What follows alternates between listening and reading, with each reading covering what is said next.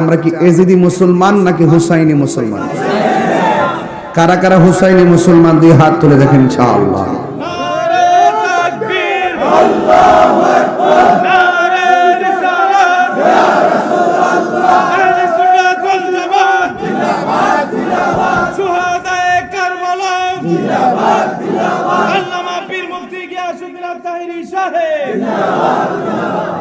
আহলে বায়াতকে ভালোবাসার দরকার আছে না নাই?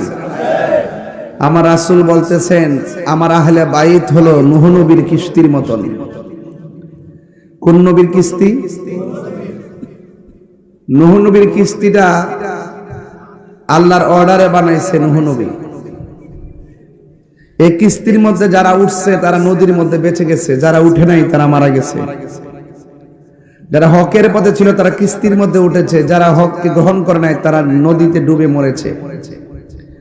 ঠিক আমার নবী বলছেন আমার আহলে বাইত হলো নূহ নবীর কিস্তির মতন।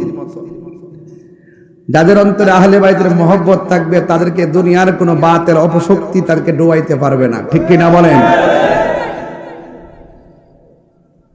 রাসূল বলছেন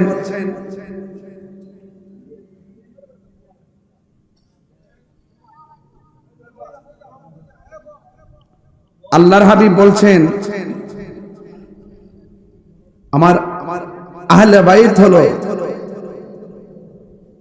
নূহ নবীর কিস্তি। এর ভিতরে একজন আহলে বাইতের সদস্য যার নাম হলো মওলা আলী।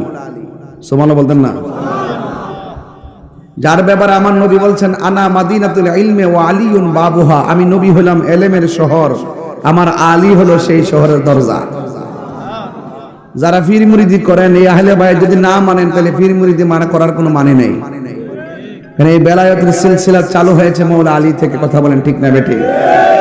সেখান থেকে তরিকত আসছে, আলহামদুলিল্লাহ বলেন। এই পীর মুরিদি নতুন না, তবে লাইন রাখতে পীর মুরিদি গ্রহণ লাগবে। কথা কোন ঠিক না বেটি?